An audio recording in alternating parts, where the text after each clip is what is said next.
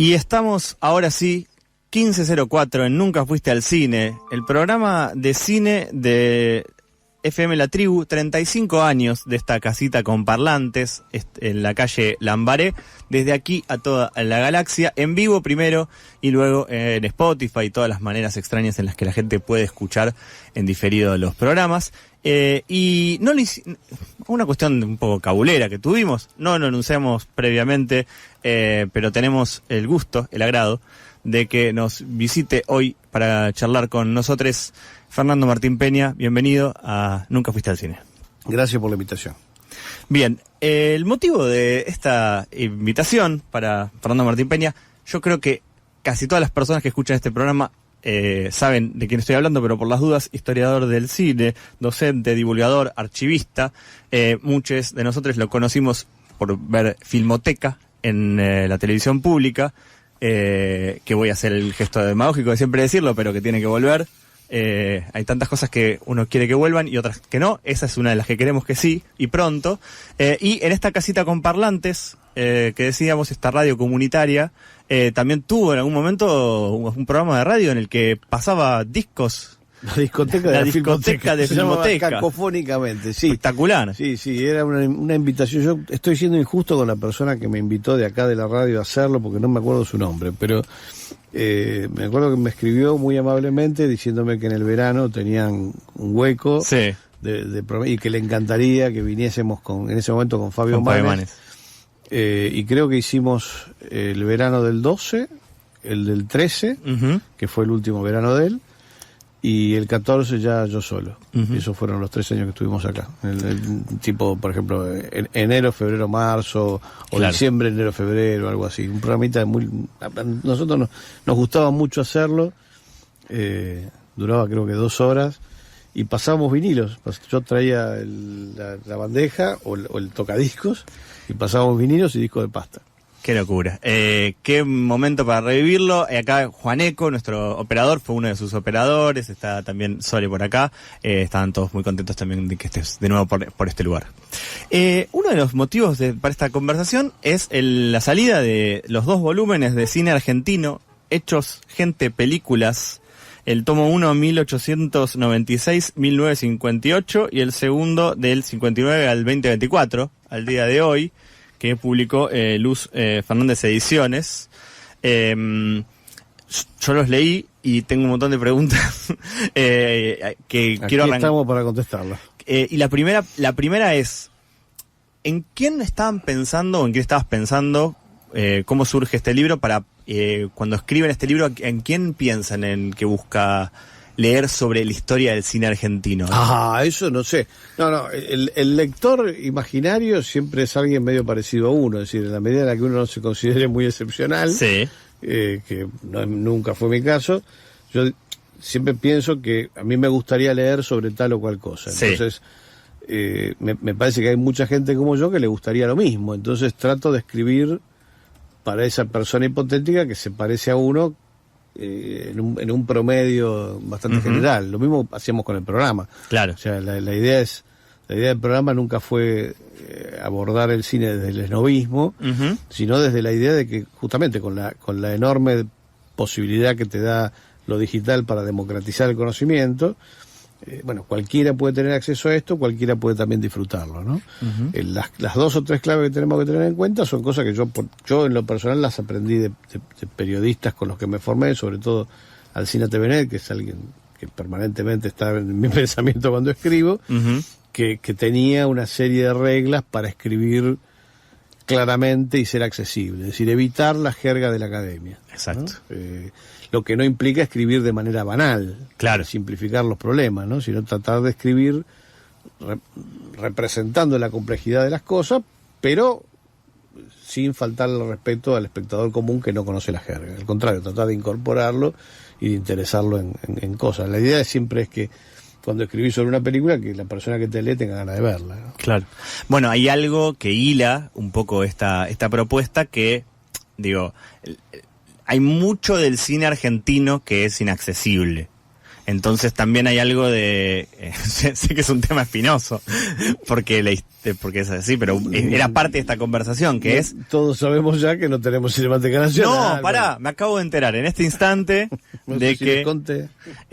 Sí, bueno, y pensando algo que nosotros solemos pensar, y por eso me parece que está a tono con la propuesta del libro, es que este programa de radio lo escucha mucha gente que también le gusta el cine, pero no necesariamente tiene por qué saber todo, y no tenemos una Cinemateca Nacional en actividad, o al menos... El punto sería por qué insisto yo con la frase esta hasta el punto de que se ha vuelto un lugar común. Sí. Básicamente porque en el mundo lo que pasa con las cinematecas es que difunden el cine del mundo y lo vuelven accesible justamente a un público cinéfilo como el de este programa. Sí. Entonces no te cuesta tanto acceder a las cosas, ¿no? Es decir, en los lugares en donde hay una cinemateca. Y además, con esa difusión viene escritos sobre las distintas corrientes que el cine de tu país ha tenido, es decir, una forma de divulgación de la historia de tu cine que acá se perdió. Acá claro. Hay varias generaciones ya que han perdido contacto con lo que yo creo que mi generación debe ser la última, que tuvo un contacto bastante íntimo con el pasado cinematográfico argentino, porque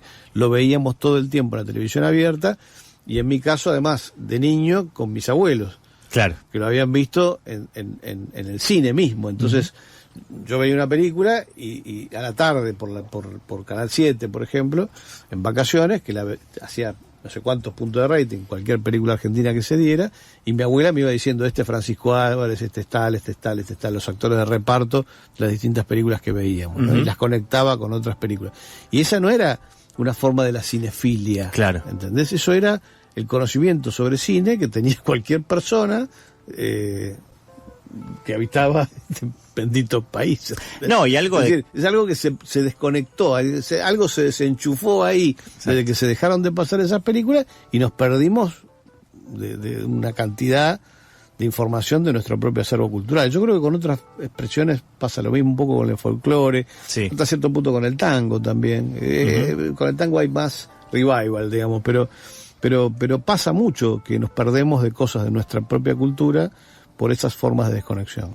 No, y además que probablemente, inevitablemente, cuando uno lee esta genealogía, empieza a imaginar también la influencia que tienen determinados realizadores para otros. Bueno, tuvieron que haber podido verlos. Entonces, en algunos de estos por eso casos, lo del nuevo cine argentino. Exacto. Siempre se considera, es lo que Prividera discute todo el tiempo, lo de la generación de huérfanos. Exacto. ¿No? Porque ellos no se referencian en el cine argentino, sino que se referencian más en películas extranjeras que de pronto tienen sensibilidades análogas a las que puede tener un argentino de los 90. Claro. Y era más fácil encontrar una afinidad espiritual con esas películas que con las películas argentinas del pasado, porque no las podían ver. Entonces, Lucrecia Martel, por ejemplo, bueno, algo de Torre Nilsson debe haber visto en el programa Función Privada, pero claro, no tiene un conocimiento fino, o no tenía en ese momento un conocimiento fino sobre el cine argentino del pasado, ¿no? A mí me parece que su cine, por ejemplo, tiene mucho vínculo con el David José Con. Claro. Pero yo no creo que ella haya visto tanto de Con. Claro, como sí por ahí de Torre Nilsson, porque esas películas circulaban. Por ahí lo vio después, ¿entendés? Entonces, en ese sentido, yo creo que es un problema. Sí. Porque la afinidad espiritual existe. Qué sé yo, en el nuevo cine argentino hubo mucha gente que hizo otra vez Los jóvenes viejos sin saberlo. Claro. ¿No? En el sentido de retratar su propia generación como si fueran los problemas más importantes que existen. Que está muy bien. Obvio, sí, parte. Es una cuestión generacional. Es necesario hacerlo. Pero es un gesto que ya hicieron otros y que está bueno saberlo. Claro. ¿no?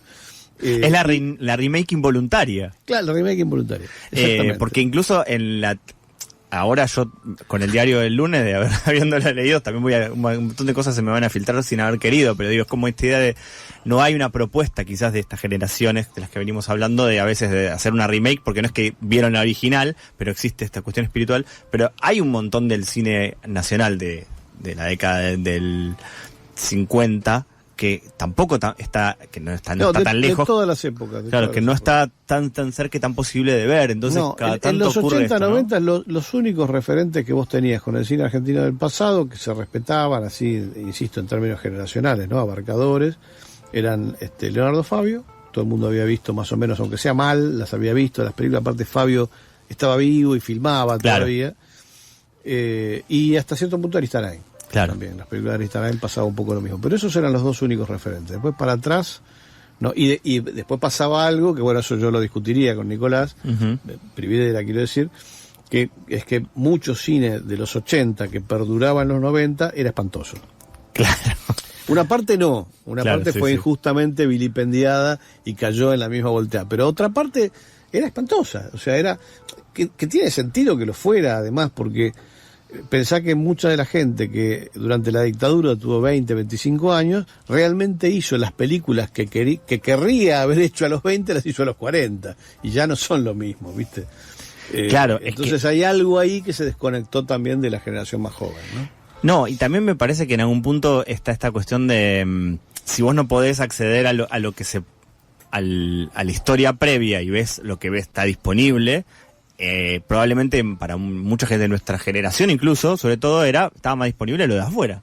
El cine, si uno quiere llamarlo de los grandes estudios nacionales, capaz no estaba tan accesible, pero sí estaba el de los grandes estudios de Hollywood. No, y el cine argentino que quería parecerse, o que tomaba como modelo, el cine extranjero. También. Que en algunos casos con eficacia, ponerle Tango Feroz. Una película que en un momento en el que el público argentino joven no tenía ninguna propuesta por el lado del cine argentino, no tenía nada. Claro. Y en los 90, claramente el público del cine, masivamente, era la gente joven. Digamos, ¿no? Claro. El cine argentino no tenía nada para ofrecerle. Al contrario, el éxito mayor de esos años era ponerle Sol de Otoño. Claro. Era una película para gente más bien grande. Sí, sí. Que un adolescente no podía ir a verla. No, pero era Federico Lupi, enamorado, creo que era de Norma Leandro. No sé qué. Bueno, se llama Sol de Otoño. Tenés 20 años, medio que no vas. Y no. Qué sé yo. Es la película que iba tu vieja. Claro, en cambio aparece Tango Feroz masivamente a ver la película y medio que no importa si era buena o si era mala. Yo la odié pero en su momento, pero bueno, tengo que reconocer el olfato de haber visto que había un público que necesitaba eso. Me parece que la película tomaba un modelo narrativo muy del cine extranjero, aunque los temas fueran locales, y bueno, funcionó en ese sentido, qué sé yo. Yo me alegré mucho más de pronto cuando esa misma sintonía con el público la hizo una película como Pisa Birra Faso, que me parecía más interesante cinematográficamente, qué sé yo. Hay algo también es inevitable pensar casi todo lo que uno lee sobre el cine nacional y su historia con el presente. Es inevitable porque uno lo lee desde hoy. Y me llamó mucho la atención, quizás por desconocimiento mío, de ese momento post golpe del 55 y del camino hacia esa ley de cine, o esos primeros momentos de una ley de cine, que ese escenario se parece mucho en el capítulo que... La denuncia de la supuesta corrupción del medio cinematográfico. La diferencia es que había, me parece, más relación del público en general con el producto, con el cine argentino. Es decir, todavía había mucha gente a la que no se le hubiera ocurrido nunca decir que ver cine argentino era una tortura. Exacto. Entonces, hasta la dictadura de Aramburu, que fusiló gente de manera impiadosa y qué sé yo, tuvo no sé, la decencia de decir, no, el cine argentino hay que cuidarlo, y entonces crearon el Instituto de Cine como respuesta a una demanda de la comunidad cinematográfica. Pero yo creo que ahora lo que pasa es que ni siquiera la comunidad cinematográfica cree en lo que hace. Y me da un poco de susto eso. Es decir, lo digo por la reacción la no reacción, digamos, de las grandes asociaciones de directores y qué sé yo, frente a lo que está pasando, que es bastante tibia, es como la CGT, digamos. Claro. Y vos, digo, ¿qué pasa con la DACO? ¿Qué pasa? Sí, dicen, qué feo esto. Sí, no vamos a apoyar el Festival de Mar del Plata este año. Pero ¿entendés? Digo, eso es la capacidad de reacción que tiene la comunidad audiovisual cuando en los 90, cuando se trataba de aprobar la ley que finalmente salió en el 94, también un contexto adverso para todo lo cultural, se movilizó toda la comunidad audiovisual con masas en la calle, ¿entendés? O sea, y también era una época hostil. Digo, yo creo que ahora hay como una especie de medio un poco de culpa de que, bueno, filmamos un montón durante mucho tiempo y no se dieron cuenta, ¿entendés? Algo de eso hay. Y bueno, no sé, una forma muy particular de negligencia suicida que yo nunca voy a entender, que es la misma que hace que vayan a pedir plata todo el tiempo para producir, pero no para difundir lo que producen, con lo cual eso que producen no lo ve nadie, pero no porque no sea bueno, sino porque no accede a canales de distribución adecuados, y después tampoco van a pedir para preservar, con lo cual el Estado termina invirtiendo plata que después es una ecuación que a mí no me cierra por ningún lado, y que es responsabilidad de la comunidad audiovisual, y nunca se han hecho cargo de eso, ¿no? Recién ahora, en los últimos, ponerle 10 años, aparece el reclamo de la Cinemateca en algunos sectores, en general vinculado con la gente más joven, ¿no? La DAC considera, por ejemplo, que ya están cumplidos con hacer digitalizaciones de algunas películas de los socios de ellos, y nada más. Y como si eso fuera algo importante en términos de preservación. No, perdón, pero no, por más plata que hayan invertido, no. Lo único que logran es la mejor puesta en circulación para los estándares de las plataformas, que está muy bien, de películas del pasado. Pero preservar, esa inversión no sirve para preservar. O sea, no se preserva en digital. Las películas que están hechas en fílmico se preservan en fílmico. Y lo digital es lo contrario a la preservación porque cambia permanentemente. O sea, la tecnología digital está permanentemente en movimiento. Y eso es opuesto a toda idea vinculada a preservación. Digo, me podrá ofenderse Galetí, no sé, sí, quien sea jerarca de la DAC con esto, porque ya hemos tenido alguna discusión, me importa poco, se lo puedo discutir adelante de quien sea. Esa no es una conversación que se esté dando en ningún país civilizado del mundo, solamente pasa acá. En el resto del mundo ya se sabe que es así, no tenemos que estar discutiéndolo, no tiene que haber un enfermo como yo diciendo no es así, y no hay entidades que en lugar de dedicarse a preservar las películas en fílmico se dedican a comprar Pilar Patagonia, ¿entendés? Un spa para que vayan sus socios a refrescarse. Es mucho más importante conservar las películas. Bueno, a eso me refiero con la actitud incomprensible de parte de la comunidad cinematográfica. Yo no los entiendo.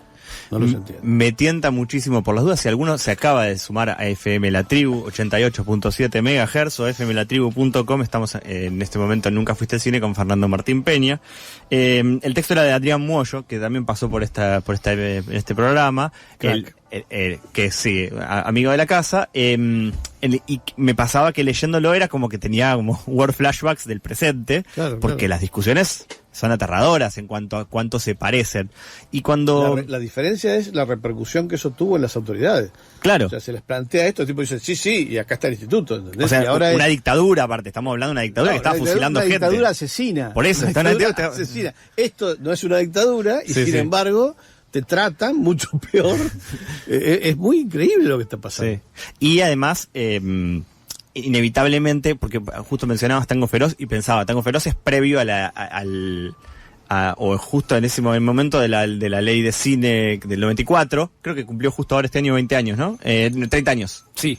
Como la ley de cine, y digo, al comienzo de la ley de cine también era, devolverle a las grandes productoras que ya podían filmar igual, claro, porque un mecanismo medio como que no es lo que vivimos en los últimos años. No, echa la ley, echa la trampa. Es decir, lo que pasa es que, por eso es lo que explica, en algún momento Ginás decía que era inexplicable que la ley del 94 hubiese surgido justamente en pleno menemismo. No, es explicable porque Menem puso a Marvis, que era la gestión, una de las peores gestiones de la historia del instituto y de las más corruptas además. Parte de esa corrupción consistió en que Marvis le garantizó a los multimedios, que eran los que más plata tenían que poner por la nueva ley en el fondo de fomento del instituto, que esa plata que ponían iba a serles de vuelta si hacían películas como comodines en su momento, lo que solemos llamar la industria, malamente, ¿no? Claro. Las películas que los multimedios empezaron a producir en los 90 fueron una forma de recuperar la plata que la nueva ley les obligaba a poner. Por lo tanto, los resultados de la nueva ley recién se vieron con el gobierno de la Alianza. Claro. Con la gestión del gobierno. No porque el gobierno de la Alianza haya sido genial. No. Sino porque pusieron al frente del Inca, hicieron una combinación que sí estuvo genial, que fue la de Ona India, digamos, un hombre de la cultura radical, progresista, interesante, con de vicepresidente del instituto el Tato Miller. Claro. Tato Miller era sindicalista, era de las pocas personas que tenían el respeto en ese momento de toda la industria, y gracias a ellos dos la ley de cine empezó a aplicarse realmente con el espíritu que había tenido en su sanción. Pero eso pasó a partir del 99-2000. Claro, y por eso el efecto es mucho más es muy lento posterior, de ver, claro. Claro, es muy posterior. Y probablemente esto lo hablábamos este año con varios productores, que incluso algunos no quisieron salir al aire, lo charlamos en off, por eso no vamos a decir quiénes, que te decían el impacto de lo que está ocurriendo ahora no se ve en la cartelera todavía, porque había un montón de películas todavía en hechas o en proceso. El problema es que hoy una productora me decía, había en Argentina se habían aprobado 4 guiones. Y vos decís, 4 guiones. ¿Y eso hay gente que hoy no lo quiere decir? Claro, no quería salir con su nombre. Dice, no, queremos cobrar una plata que nos falta cobrar del subsidio. No es muy genial. Es terrible. Es como si adelante tuviera... Porque a mí me daba gracia eso durante el macrismo, que también había discriminación ideológica y tal, aunque ahora se niegue eso. Ahora resulta que Abeluto es un prócer de la cultura argentina, ¿no? O sea, cuando fue un tipo que le cerró el micrófono en los festivales de Mar del Plata a la gente que era premiada. Es una cosa surrealista. Pero eso pasa porque se les permite. Porque finalmente no estamos hablando de que tenés adelante a, no sé quién decir, Goebbels, ¿entendés? Claro, si yo tuviera frente a Goebbels, yo salgo corriendo. Claro. Claramente, yo no soy un corajudo, ¿entendés? Tengo un tipo de la SS, yo me escapo corriendo, soy el primero que se escapa. Pero tenés adelante a este... digamos, a este economista que no es, viste... ¿Qué te puede hacer? ¿Cuál es el daño que te puede producir a tu trayectoria que no te lo puedas bancar 2 o 3 años por decir públicamente que lo que se está haciendo es una vergüenza? No, ¿entendés? Y que además... ¿Qué es lo que tenés adelante? En el macrismo pasaba lo mismo con un tipo que era gerente general durante la gestión de Hayek, vergonzosa, un tipo que se llamaba, malamente, Aramburu, encima, ¿no? Bueno, ese tipo lo trataba, todo el mundo le tenía miedo, ¿entendés? A Aramburu, porque mandaba y hacía, pero mandaba y hacía porque se dejaban mandar y se dejaban hacer. Claro. No es que adelante tenés de vuelta, un genocida, ¿entendés? Yo le tendría miedo a estos idiotas, no es para tenerles miedo, es para encontrar la forma de discutirles en el plano en el que ellos se quieren mover. No, y que además que en algún punto esta cuestión de no hablar a tiempo, no hablar ahora, por miedo a cuestiones que están en proceso, también lo que pasa es que cuando realmente empecemos a ver el efecto de esto, va a ser mucho más grave. Pero para no quedarnos solamente en el presente, porque hay mucho en los libros que es sobre reconstruir un poco el pasado que tendríamos que tener presente para poder disfrutar de nuestro cine y de construcción de nuestra identidad nacional. Una un poco Son más... todos unos titulares enormes que no vamos a poder hacer hoy. Como no podemos hacer todo eso, voy a algo mucho más puntual, que es el por qué la selección. Porque quizás uno de un lugar tribunero podría decirte, nadie discutiría que se hable de Hugo del Carril y de ciertas figuras de la historia de nuestro cine, pero sí capaz del recorte más cercano del tiempo, porque hay cosas que capaz ya vimos o ya tenemos más presentes, ¿no? ¿Cómo hiciste o cómo hicieron esta selección de qué películas elegir y qué realizadores destacar? ¿En el libro decís? No, la selección es mía. La selección es mía y después la atribución a cada autor ya también es mía, pero después la forma en la que cada uno escribe, de eso yo ya no me hago cargo. Claro. Pero la selección es mía y es arbitraria. O sea, es arbitraria. Y tiene que ver con poner ese libro en diálogo con otro que ya escribí hace más de 10 años también, que se llama 100 años de cine argentino.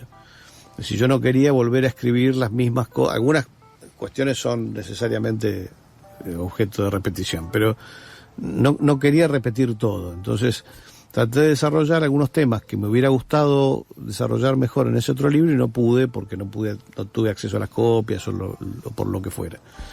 Entonces te diría que el criterio fue bastante arbitrario en ese sentido, como lo es, me parece, cualquier selección. No, sin duda. La estructura del libro, creo que son 9 episodios, ¿no? Son 9 capítulos por cada tomo, y dentro de cada capítulo hay 3 como temas. Sí. Hay uno que es sobre el periodo, después otro que es un director y otro que es una película. El director y la película se pueden intercambiar por quienes el lector tenga ganas. Claro. Pero es una decisión arbitraria. Sí, yo creo que son ilustrativos de ese periodo, me parece que representan el periodo, no más que otros que se podrían poner. Y la razón por la que están elegidos es porque yo tenía ganas de que se escribiera sobre ellos. Claro. No hay otra explicación. Y me parece que proporcionan buenos relatos, además. Son lindas historias para contar. Sí, sobre todo, bueno, como todo, también van gustos, ¿no? Digo, yo se lo dije el otro día personalmente a Diego Trerotola, a mí sus textos sobre Mansi y Nini Marshall me parecen de los highlights del libro. Son muy lindos. Son muy lindos y además me parece que en algún punto hay un punto que esto es lo que a mí me arranqué capaz por el final, que era preguntándole para quién estaba pensado el libro, era porque decía, bueno, son esas cosas, esas historias que te dan ganas de ver más películas, de ir como de volver a ver o de ir a ver. Pero bueno, nos terminamos también encontrando en el camino con, bueno, que hay pocas posibilidades de ver. En este momento, por ejemplo, hay una posibilidad de ver que es en el ciclo que están haciendo en el Malva. Sí, dura un poquito más. Queda poquito, ¿no? Sí, queda poquito. Mañana y hoy, mañana y una semana más. Una semana más. Que sí, está pensado para ilustrar. Es medio tramposo el ciclo porque estaba pensado para ilustrar el libro, pero después metí películas de las que ni hablo en el libro. Claro. Porque también termino el libro y me quedé con ganas de escribir sobre algunas cosas, entonces las escribí ahora para los textos que aparecen en la web de Malva. Bueno, para el tomo 3. Quizás. No sé, qué sé yo. Me gustaría por ahí hacer otros 2 tomos en donde los capítulos sobre películas y directores estén permutados por otras películas y otros directores. Eso podría ser divertido. En cada periodo, digamos. Claro, cambiar los directores y las películas y mantener el texto sobre el periodo. Hay algo también de mientras uno ve el cine más lejano en el tiempo, qué elegancia, ¿no? Para no decir viejo. Sí, muy bien. ¿No? Hace que también lo valore más. Hace poco... Sí, el pasado también es una buena expresión. Es una buena expresión. Acá, Ale, el otro día lo hablábamos también con Ale Tevez, que es columnista de este programa, y que estamos ambos obsesionados con Valentina, por ejemplo. No sé que esa es una película... es muy difícil saber qué película va a ser una película de culto, ¿no? Sí. Porque ¿qué es una película de culto? Una película de culto es la que produce un público inexplicable. Sí. O sea, pueden ser películas que han sido siempre exitosas o películas que han fracasado, pero que de alguna manera con el tiempo producen un público. La gente tiene ganas de ir a verla y nadie entiende por qué. Hasta ahora la he pasado creo que 3 veces, sí, nada más. La primera el público venía regalado, no vamos a explicar por qué. Uh-huh. Pero la segunda y la tercera eligieron ir a ver esa película. Sí, sí. Y ahí ya es inexplicable. Yo mandé gente ahí específicamente y volvieron diciéndome, sí, gracias porque me... yo no como pasa con cualquier película de culto, no se entiende. Me produce gran felicidad, ¿no? Claro, Valentina, por las dudas, si alguien no escuchó hablar de esta película o no escuchó hablar la otra vez que estuvo Ale Tevez y demás, es una película de 1950 de Manuel Romero con, me pongo de pie, Olga Zubarry. Sí. Que creo que a cada generación le debería llegar el momento en el que se obsesiona con Olga Zubarry. A mí me llegó de grande, a mis 38 años.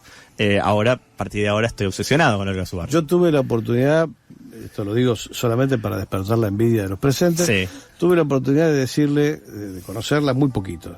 Me la presentaron en un par de veces. Ella iba al Malva, la llevaba un señor que se llamaba Guillermo Álamo, que era muy amigo de todas las figuras del cine argentino que aún vivían, y cuando yo pasaba alguna película de ella media rara de encontrar, Álamo las llevaba al Malva. Mirá. Entonces ahí me la presentaron, bueno, siempre fue bastante cordial, qué sé yo, pero hubo una vez que tuve la oportunidad de hablar un poquitito más con ella en otro evento.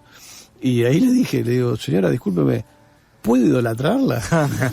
Y se rió un poco, y entonces como empecé a hacer una órbita alrededor de ella, no sabía, pero realmente es una persona extraordinaria y además una tremenda actriz, una actriz tremenda, claro, en cualquier lugar en donde vos la pongas, y que curiosamente es de las pocas figuras del cine argentino que es auténticamente cinematográfica, porque ella no hizo teatro. Claro. Como digo, pasaba... Arranca muy joven ya directamente en el cine. En el cine. Y es raro, porque en general el cine argentino es el depositario de talentos que vienen del teatro, de la revista, del tango, de la radio, ¿no? Ninguno hizo solamente cine. Uh-huh. Ella hizo solamente cine. Y era una personalidad estrictamente cinematográfica. Y le crees todo en cualquier película donde ella aparezca. Hay una que ella es incluso coproductora, que se llama Marianela, ¿no? Uh-huh. Creo que es sobre Pérez Galdós, que Marianela es el personaje, es una mujer fea. Claro. Y ella te convence de que es fea. Increíble. ¿Entendés? Olga Zubarry. Nah. Era una actriz, pero tremenda. No hemos dimensionado todavía. Creo que todavía no llegó ese momento. Pero hay algo que también quería preguntarte que tenía que ver con... Bueno, decíamos, hay en la propuesta del libro esta idea de hablar de o una película o de un realizador. Hay como pantallazos también de temas importantes. Y el Festival de Mar del Plata aparece, pero no tiene su sección. ¿Hay alguna decisión de por qué armar esa selección o fue como...? No, pero el Bafisi tampoco. Y bueno, el Bafisi era la segunda, era la que venía atrás. No, me parece ¿Qué importancia crees que tiene tuvo para la producción del cine argentino ambos festivales? En los 90 yo creo que los dos cumplieron. Mar del Plata más a contrapelo, digamos, más a regañadientes, y el Bafisi desde su fundación creo que fue intencional. Fueron plataforma de difusión del cine argentino hacia el público nuestro, pero sobre todo hacia los festivales internacionales. Un trabajo que yo creo que se logró plenamente, porque no hay festival en el mundo que no programe películas argentinas en los últimos 25 años, desde los de primera línea, tipo Venecia, Berlín, Cannes, qué sé yo, todos programan 1, 2, 3, 4 películas argentinas por año en sus distintas secciones, hasta los festivales más chicos. Es decir, la presencia del cine argentino en los festivales es resultado, me parece, del trabajo de divulgación que hicieron Bafisi primero, me parece, y Mar del Plata enseguida. Y no los puse porque me parece que no... Un poco porque yo dirigí los dos, entonces claro. me cuesta un poco distanciarme como para hacer una evaluación analítica más o menos seria, qué sé yo, que le puede interesar a alguien. Supongo que debe ser por eso. Yo detesto la forma en la que... Detesto el devenir de los dos festivales. Digo, viví el momento que me pareció más feliz, que fue un momento donde fueron muy masivos los dos festivales, y creo que eso dejó de pasar hace mucho tiempo. Y digamos, viste, qué sé yo, aquello de lo que fue ya no es, te da mucha tristeza en un punto, ¿no? Sobre todo cuando se quiere seguir insistiendo con la ficción de que sigue siendo. Claro. Eso fue un gran logro del macrismo. Es decir, el macrismo descubrió, a partir de su llegada a la ciudad, que fue mucho antes que Nación, ¿no? En el 7 ganaron ellos, a fines en diciembre asumieron. En el 8, del 8 todavía no se notó, pero de ahí en adelante el presupuesto siguió siendo el mismo, lo que quiere decir menor por la inflación, y la entrada empezó a ser más cara. Entonces, el problema hasta ese momento, yo me acuerdo que era cuánta gente metíamos, porque teníamos que mi gestión tenía que meter más gente que la que había metido Quintín, que había sido una gestión muy exitosa, que fue la que consolidó el perfil del festival. Trayendo además programadores internacionales para que vinieran a ver las películas argentinas. El tipo hizo un gran trabajo de difusión en esto que decíamos antes de mostrar las películas argentinas afuera, ¿no? Entonces el desafío nuestro era mantener eso y en lo posible expandirlo de alguna forma. No sé si lo expandimos, pero lo mantuvimos. Y después, claro, viene el macrismo y descubre que que no hace falta meter más gente que la edición anterior. Lo único que hace falta es decirlo. Claro. Y ahí cambió todo. Sí. ¿Entendés? Hasta ese momento era, bueno, a ver, contando cuántas entradas habíamos vendido, cuánta gente habíamos logrado que fueran a las funciones gratuitas. Si en un año metíamos, no sé, 290.000 personas, al año siguiente había que meter 300.000. Y eran números reales.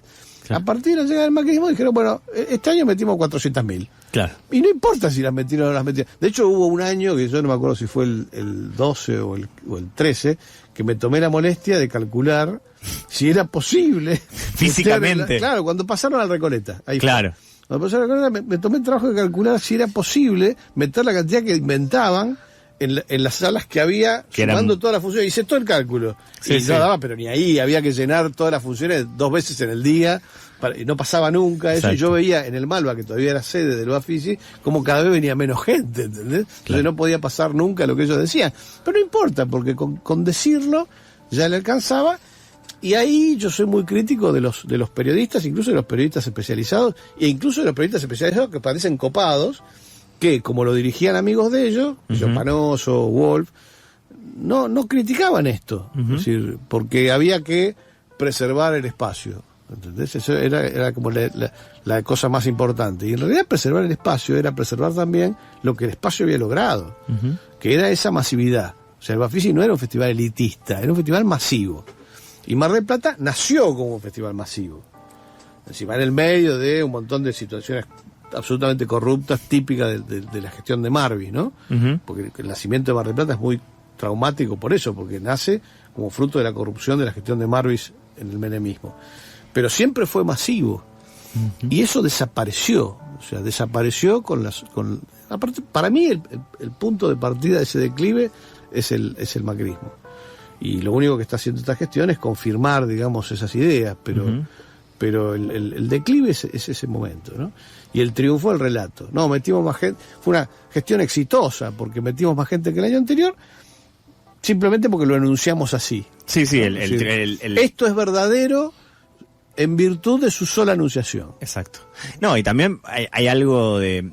Por acá, este año vino Fernando Juan Lima, después de que dejó de presidir el Festival de Mar del Plata, y yo lo escuché por primera vez en este espacio, de tener críticas al propio festival del que era parte. Y bueno, esas críticas hay que hacerlas cuando estás en la gestión. Y un poco el lugar incómodo es ese, es decir, pero esto no se sabía. Él fue vicepresidente del Instituto de Cine. Por eso. Digo que en ese sentido hay algo de esperar a que ya esté todo podrido, era lo que hablábamos antes sobre... Cuando ya no lo podés arreglar, entonces es fácil criticarlo, sí. Pero cuando estás en el lugar en el que se supone que podés hacer cosas, bueno, hacelas o andate señalando que estas cosas están mal, con lo cual generás una presión sobre las autoridades. A lo único que le tienen miedo, o le tenían miedo, por lo menos cuando me tocó a mí esa parte, las autoridades políticas, es a la repercusión pública de lo que hacen. Exacto. En ese momento eso funcionaba. Entonces vos hacías algo público y alguna reacción obtenías.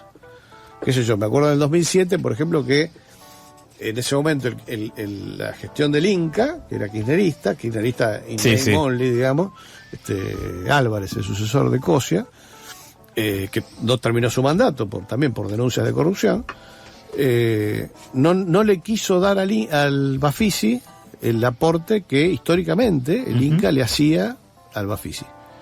Y yo lo hice público. Claro. Digamos, y todo el mundo sabe de qué lado estoy yo políticamente. No me hubiera convenido hacerlo público, todo entre comillas, digamos, si yo hubiese adoptado discusiones, reproches de todos lados, llamadas por teléfono de tal y de cual. Y yo digo, escúchame, esto desafía el más obvio sentido común. ¿Cómo van? Porque Tellerman en este momento está jugando a hacer no sé qué y es año electoral. ¿Ustedes creen que lo perjudican de alguna manera sacándole la guita que le ponen todos los años? No, se perjudican ustedes. Error del Inca. Bueno, ¿qué termina pasando? Que el Inca pone la plata que tiene que poner. Claro. Porque se hace público y se vuelve un tema en los medios. Hacer solamente eso, para mí que hubiera cambiado la historia. O sea, que Wolf se hubiese parado en su momento a decir, no nos toquen el presupuesto. O sea, aumentennos el presupuesto por lo menos con la variable inflacionaria. Claro. Que Panoso lo hubiera hecho, o sea, que Lima lo hubiera hecho, hubiese cambiado la historia. No hicieron nada.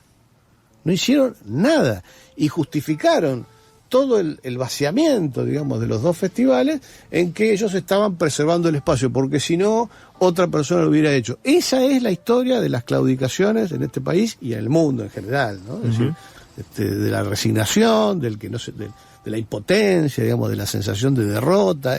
Empieza todo así.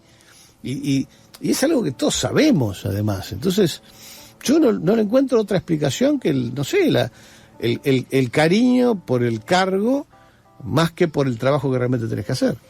Y también hay algo de esto que nosotros justo este año en particular, acá, bueno, gente con remeras de aterrados y cuando se echa la maldad, así que... Muy buena remera esa, te la envidio. Que evidentemente es inocultable que acá es una generación, la nuestra, muy formada por el Vars, por ejemplo. Y este año el Vars... Un amigo me decía, Mariano Castaño, del IDAC, me decía, el terror nos salvará. Bueno, hay algo ahí. Algo está pasando de verdad. Hubo 15.000 personas viendo en 3 salas en Belgrano durante 10 días películas en el Rojo Sangre, en simultáneo con el Festival de Mar del Plata, porque lo hablamos también con sus organizadores, que eligieron esta vez no correrse, ¿no? Y hacerlo en simultáneo, como un gesto, y también estuvo Contracampo. Y una de las cosas que también pensaba en todo esto, y porque también... En el bar sigue Sapere, ¿no? Pablo Sapere. Sigue Pablo Porque Sapere. tiene cabeza. Yo evidentemente no estoy queriendo, es el que yo conozco solamente, Sí. pero siempre me pareció un tipo bastante admirable. Creo que cree en lo que hace, lo sabe hacer, y tienen ideas todo el tiempo. Esto de abrir en una iglesia con sin muero antes de despertar, me pareció genial. Me invitaron a presentarla, desgraciadamente no pude ir ese día porque no me acuerdo qué despelote tenía, pero son ese tipo de ideas las que mantienen, me parece, la vitalidad del espacio, ¿no? Las que te hacen... Este año fue, claro, en la presentación de una película, también digo, de cine del pasado, en una iglesia, estallada de gente. Claro. Además un peliculón, ¿no? Bueno, sí, además Carlos una decisión política de pasar esa película de cine nacional. No siempre empiezan con películas de cine nacional. No. El año pasado es el año en el que se dice que las películas argentinas no las ve nadie, no las quiere nadie. Bueno, esas son las formas en las que me parece que hay que responder. Por eso también me pareció muy lindo lo de Contracampo, independientemente de la diferencia de opinión que haya entre los distintos grupos que lo organizaron, qué sé yo, no me importa. Pero generar algo que demuestre que esa vitalidad que ellos niegan sigue existiendo. Uh-huh. Y si no la aprovechás vos, hay otros espacios en donde eso se puede vehiculizar. Otros espacios en donde esa energía les sirve. Es que te iba a decir, Contracampo también, pero lo veo cada martes en Hasta Trilce, 19 y 21 horas. Ahora, los próximos 2 martes no, porque son las fiestas. Pero el 7 de enero volvemos. El 7 de enero 2025 volvemos, y lo están escuchando en diferido, ya más cerca, ya están más cerca. Si están en vivo, agéndenselo. Y lo veo también en las funciones en el Malva de cine del pasado, donde hay una presencia tremenda de gente joven, o sea, obviamente más gente grande, como nosotros. Bueno, del cine pasado y del cine presente, y porque claro, en eso las mentiras que se han dicho está la cuestión esta de que las películas nuevas argentinas no las ve nadie, no sé qué, y dieron ejemplos que son justo películas que nosotros pasamos en Malva, y además pasamos en Malva, que esa es la parte que yo no doy crédito, porque que salga Adorni, viste, a decir títulos, ¿no? Tipo, partió de mí, un barco, o la película de Frenkel, que metieron, no sé qué dijeron, 4 espectadores y 10 espectadores. No, o sea, solamente en el Malva, se dieron en otros lados, pero solamente en el Malva metieron más de 3.000. Claro. Y metieron más de 3.000 personas con entradas del Inca, que aportan al Inca. No son festivales, dicen, bueno, los festivales no se cuentan. Bueno, no querés contar no los es festivales. Una kermés de barrio. Para mí lo tenés que contar también, porque es gente. Obvio. No importa. En algún momento en Mar del Plata decían, bueno, los jubilados son parte importantísima. Pero bueno, no lo querés contar, no lo conté. Las entradas del Malva son entradas del Inca legales con descuento que aportan al fondo de fomento. Claro. Entonces, no tenés manera de no saber que esas entradas se vendieron, porque nos vuelven locos con la declaración impositiva, ¿entendés? Entonces, ¿cómo no la vas a contar? Si querés decir que 3.000 personas son poco, pero no digas que fueron 10. Claro. Porque es mentira, es simplemente mentira. Además, ¿y por qué tenés que falsear la realidad si estás tan convencido de que es como vos decís? ¿Entendés? No hace falta mentir. Decí la verdad y a ver si podemos discutir en ese plano. Cuando la verdad es la verdad en este caso podría ser una verdad desafiante para la perspectiva de algo que a mí me parece que en el libro aparece muy bien tratado, que es el resabio o el fantasma del cine industrial en el presente, cuando vemos que evidentemente ha sido cascoteado desde el fin No existe el cine industrial desde hace... Exacto, desde la década del 50. Sí, desde el año 48 el tema de la industria. Claro. Entonces hablando de un cine subsidiado desde el año 48, que hace rato que esas categorías perdieron sentido. Y entonces, por un lado también pienso, bueno, hay gente joven que va a ver cine del pasado, y también hay mucha gente en general que va a ver cine argentino, y que una de las cosas que también pasan y que hemos charlado mucho acá, y que también me parece que es algo que también ha recuperado, yo no sé quién es el padre de la criatura, no importa, en este caso lo compartimos, es el Cacodelfia, el Cultural San Martín, esta idea de programar una misma película, en vez de 14 funciones en una semana, 4 en un mes. El padre de la criatura años. Es Octavio Fabiano. El padre de la criatura es Octavio Fabiano, que en 1998 quiso estrenar el corto de Adrián Caetano, La expresión del deseo, en el cineclub que teníamos con él y Rodolfo Durán, el club de cine, como si fuese un estreno, solo que en lugar de darlo 5 funciones por día, darlo 2 funciones semanales y dejar que la gente tuviese el tiempo para encontrarse con la película. Ese fue el que inventó ese sistema. Después yo me lo llevé al Malva, de ahí la Lugones y de ahí todo lo demás. Van replicando. Sí, pero y que ese claramente es un sistema muy saludable, porque hay películas Obvio. como, no sé, los tonos mayores, que una película chiquita en el sentido de presupuesto, hermosa, ópera prima, y que además, si no hubiera sido por esa manera, capaz que no se llegaba a enterar nadie, y todos los sábados está ahí en el Cacodelfia con su trinchera, como fue Partido de mí. Pienso también en películas que vimos y que además sabemos que el boca a boca hizo su efecto. Partido de mí, yo fui a la anteúltima función, antes que se fueran a España, estaba la sala llena. Claro. Sí. Y había gente sacando fotos, y esto también es importante, que el público se comprometa también, sacando fotos diciendo, esto es parador, y ahora lo subo y lo etiqueto a Claro. que vean que la sala está llena. Pero hay otra Sí. cosa que es muy paradójica, y perdón, no insisto con esto, Sí. que es, cuando a mí me parece una cosa de tan grotesca, casi que no la puedo creer, cuando el instituto se queja de que el cine argentino no lo ve nadie, en realidad resigna una función del propio instituto. Entre las, Claro. entre las funciones que el instituto tiene desde el 57 está la promoción y difusión del cine argentino. Entonces, si el cine argentino no lo ve nadie, vos sos el que tiene que hacer algo al respecto, no suprimirlo. ¿Entendés? Sí, este año salió un documental que se llama Continuará, que habla sobre el fílmico. Ah, sí.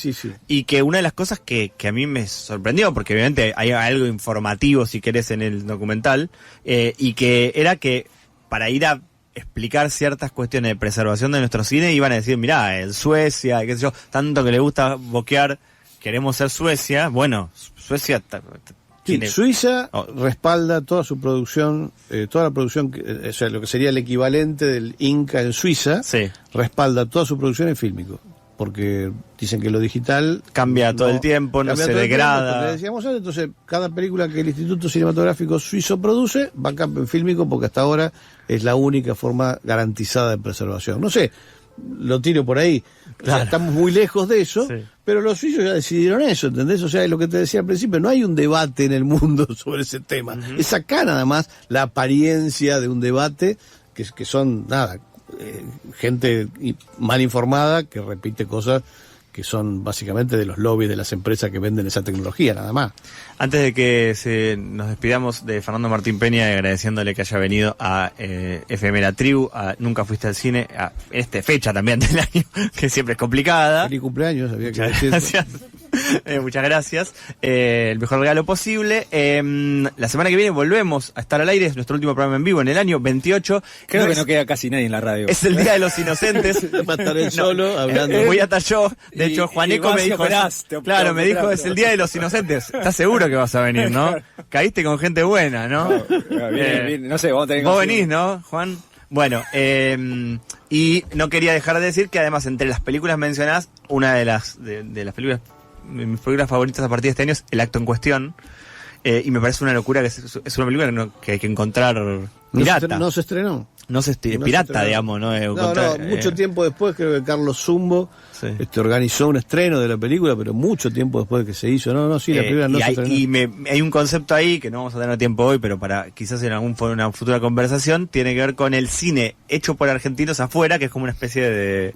Es un subgénero. Es un casi, subgénero, sí, ¿no? sí, sí. Inevitablemente yo cuando leía el libro pensaba mucho en la historieta argentina, porque es mi otro, mi laburo en realidad, y pensaba en cómo en general hay un montón de obra producida por autores argentinos Afuera. para el exterior, Claro. que nunca se publicó acá, y que Sí. incluso son tipos que, no sé, le dan premios en los festivales del mundo, un poco como... Pero es que pasa y con, que acá en los todos cruzan por la los calle y rubros nadie sabe pero en que todos existe. los rubros te encontrás con argentinos, o sea, hay argentinos por todas partes haciendo cosas fantásticas porque no las pueden hacer acá. Claro. Hasta hubo argentinos que se hundieron en el Titanic. Claro. O sea, tenemos por toda la NASA, siempre escarbás un poco Sí. y hay un argentino. No lo estoy diciendo de nacionalista, estoy diciendo porque surge eso. Sí. Es el resultado de muchos años de educación pública, de, no sé, de las cosas que naturalmente pasan cuando te tenés que ir a rebuscar la vida en otro lado, porque acá no tenés las posibilidades para poder hacerlo. Y que también fue producto todo esto que estamos charlando de ser receptivo de la migración y ser refugio durante mucho tiempo de la Guerra Civil Española, de inmigrantes de todos los